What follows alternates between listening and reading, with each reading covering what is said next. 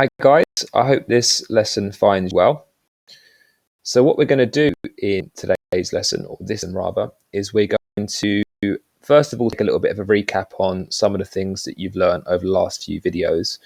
And then we're going to think about how we can apply the examples that you've gathered and the theories that you've learnt to an essay question.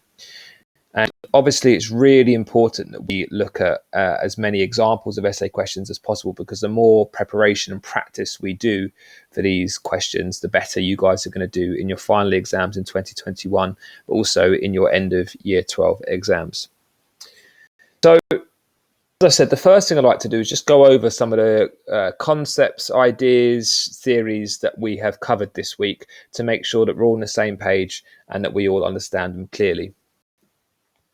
And the first thing really to say is, as you guys would have learned from the first lesson that you did on online media, the internet has really transformed the media industry. And, I would argue it's transformed it more than anything else in the history of media. And the reason this is, as you will have learned from the excellent timelines that you created, is that social media has transformed the way that we think about the media. It's transformed the way that we use the media. And this in turn means that the representations have obviously changed as well. And one of the main ways this has occurred, as you guys looked at, I think, in your last lesson, is the fact that online media now has content creators who construct representations themselves. So whereas traditional media, the representations would be constructed by directors or producers who would tell the actor what they should or shouldn't wear, now in online media, the people who appear in these videos or these social media posts or these websites, they construct representations themselves. They choose the clothes they're going to wear. They choose the setting themselves. And what this means is that we have to think about them in a different way, because they themselves are the ones who have made all of those individual decisions.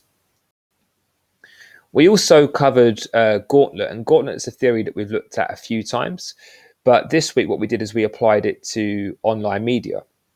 Now, as of course you will remember, David Gauntlet talks about the fact that audiences construct their identities through picking and mixing the bits that they like from representations in the media, and they disregard the bits that they don't like.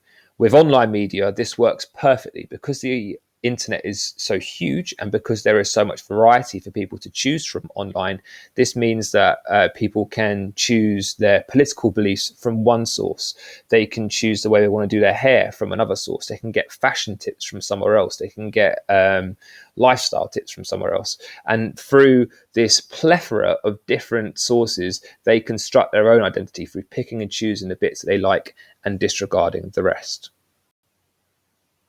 We also looked at Stuart Hall again this week, and Stuart Hall is a real gift of a theorist for us, because whenever we're talking about representations, we can always throw a little bit of Stuart Hall in there.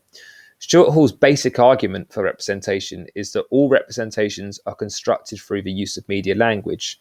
What this means for us is that whenever we are talking about someone's hair, someone's makeup, the setting, someone's body language, their posture, any of these things, we can refer to Stuart Hall. So whenever you're writing a paragraph and you refer to particular items that you can see, the mise en scène, you can always apply Stuart Hall here, because what he argues is that those representations are constructed through media language. And then the final thing I wanted to recap and this is what you did in the last video, is the fact that online media now plays, I would argue, not just a big role, but the biggest role in gender socialization. As we covered in the previous video, people's norms and values and ideas about gender are often socialized through people they meet, through teachers, through parents, etc., but also through the media. Now, this was traditionally done through magazines, through films, through music videos. But nowadays, with the use of online media, I would say that this has taken over any other media form in terms of socializing people's genders, in terms of telling people what it means to be a man, what it means to be a woman, or what it means to be any gender. Online media, I think, plays a much bigger role than any other traditional media form. So having considered the things that we've looked at over the course of the last few videos, what I'd now like to turn our attention to is this question here, which is an example of an exam style question. It's a 15-mark question, which means you would spend 25 minutes on it in the Component 2 exam. And it reads, the construction of representations in online media is different to traditional media forms. To what extent do you agree with this statement? Refer to Zoella in your response. Just to highlight at this point, the reason why this is a 15 marker is they're only asking you about one example. Next year, we're going to learn about a different online media example. And if they ask you about two, then it becomes a 30 marker. So they can either ask you about one for 15 marks, or they can ask you about two for 30 marks. This is just about Zoella, so it is a 15-mark question. And when I read this question, what I get straight away is this nice little argument and debate which you can have between the representations in online media, and you can compare them to the representations in traditional media. Are they the same or are they different? And that's where I'd like you to go with this question. So I'm going to give you a little example of a plan here. And the first thing to note is that when you are doing 15 markers, you do not need to write introductions. If you write those big 30 markers where they're asking you about two different examples, then yes, you need introductions in those. But in a 15 marker, you can just go straight in. Now, in 25 minutes, I like to write 3 paragraphs. I would write 3 nice, chunky 8-minute paragraphs. That would suit my writing style.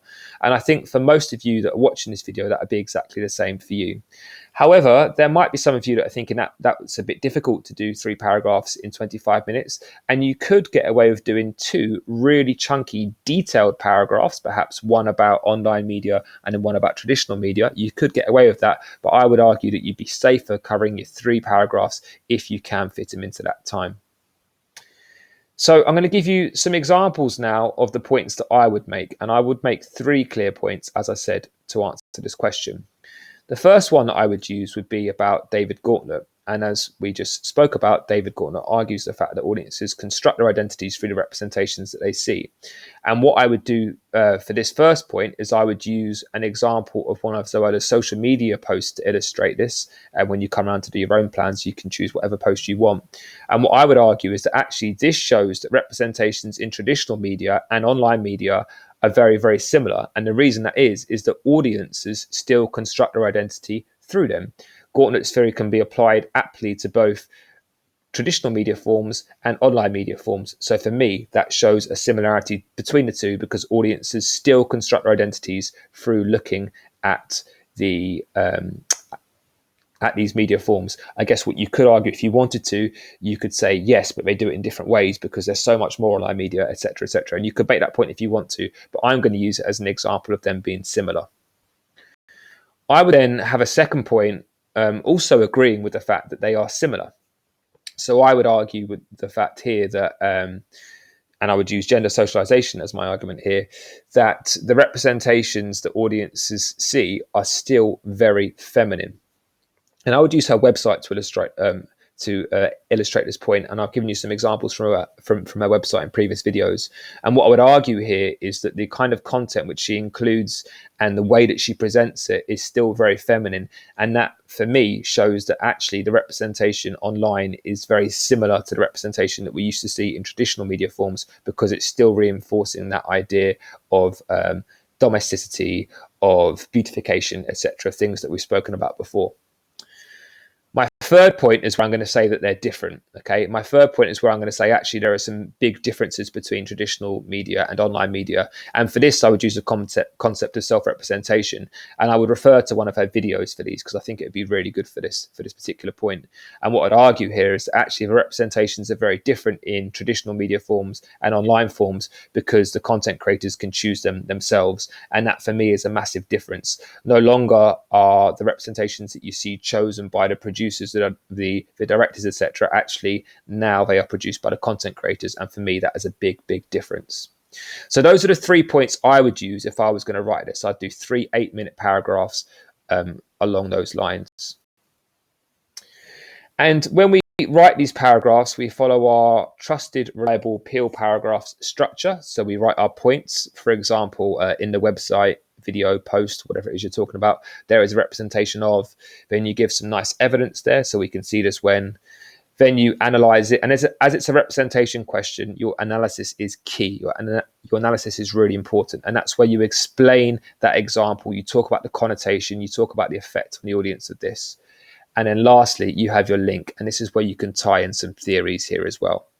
Now, as I've said to you guys before, when you were doing your magazine writing, some of you in the class might not like this paragraph structure because it doesn't suit your writing style and you find it quite restrictive. If that's the case, then I'm happy for you to deviate from it. But what I would like you to always remember is that you have to have these things in a paragraph. So even if you structure it in a different way, so for example, you might begin with your link and you might talk about one of your theorists first, and I'm going to show you an example of how you can do this. That's fine, but you just need to make sure that you have all of those 4 things in a particular paragraph. So let me show you an example of one that I've written. And as you can see, or as you will see in a moment's time, I've used one of the concepts and theories that we've spoken about straight away in my point.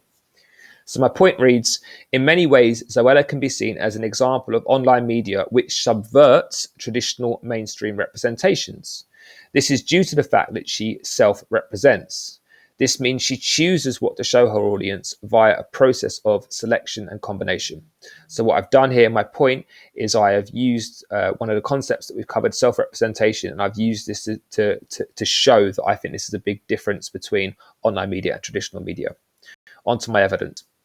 We can see this on her YouTube channel in a Q&A video she published in February. In a medium close-up, she faces the camera in a position of direct address while sitting in what appears to be her living area. She wears a casual stripy top, has her hair up, and clings to a quirky teacup with both hands. Now, as you can see, I've been very specific in my example here, and I think this shows the example that you've done a lot of research and you understand these things. Don't forget, when it comes to your exam, you're not going to get shown a clip or be given a source. You have to have these examples in your head, and I think having just a few examples in your head that you know really specifically would really help with that. On to my analysis. To her audience, this connotes a sense of comfort and homeliness, almost as if she's invited her viewers into her home for a cup of Moroccan green tea. The way she grasps the mug with both hands suggests an air of vulnerability. She's presenting herself very much as the girl next door. So I've analysed this example, I've said what I think it means and what representational features it shows. Lastly, I'm going to tie in a little bit more theory at the end. This relates to Stuart Hall's theory of representations being constructed through media language. The deliberate choices Zoella has made in the video present an image of her which is consistent with the brand identity she has created for herself, a wholesome and authentic guide for their lives. So my link there is coming back to Stuart Hall and saying that she has chosen what media language she wants to use to construct that representation. So there's my paragraph. It's not a bad one, but you could definitely write better. So the tasks that I want you to submit today are just 2 things. I'm not expecting any notes from this because there isn't any new content here. We're just going over old things and getting you to write about it. So what I'd like you to do is I would like you to plan 3 points with examples, and I would like you to use the exam question, which I introduced there. I want you to plan 3 points for that exact same question. And you can follow the ones that I did on slide 5. So those 3 points that I showed you, I don't need much more detail than that. What I would like you to do, however, is to tell me your example for each one. So if I just go back to slide 5 for a second, here, where I've written social media example, I'd like you to add that there. So what would your first point be? What example would you use there? So like, what's the name of the video and what happened in it? And then just tell me what your point is, but only a couple of sentences for each one, literally like 2 sentences for point 1, 2 sentences for point 2, sentences for point 3. And then what I'd like you to do is like you to have a go at writing up one of your points as a paragraph, just like I did here. Now, as I said, these paragraphs should only be about 8 minutes long, so you should actually time yourself. Don't spend any more than 10 minutes, but aim for 8 minutes to see if you can write one in that time. So that's only, hopefully, 25 minutes work, which you should definitely be able to fit into this hour. And if you could upload it to SharePoint as soon as you finish, please. So the submission tasks, again, I would like you to just plan 3 points, just a couple of sentences for each one, not detailed, not whole paragraphs, just little plans of what you would do. And then I want you to choose your best one of those 3 and actually write that up properly as a paragraph. So 3 very basic basic points, just like this, just a few sentences for each one, and then have a go at actually writing one of them as a proper paragraph. And I'm actually going to mark those and give them back to you the next time I see you, which will actually be in a couple of weeks' time, or the next time that we have one of these remote lessons anyway. Okay, guys, well, I will be around for the next hour live if you need to speak to me. I hope that was useful. Good luck with it.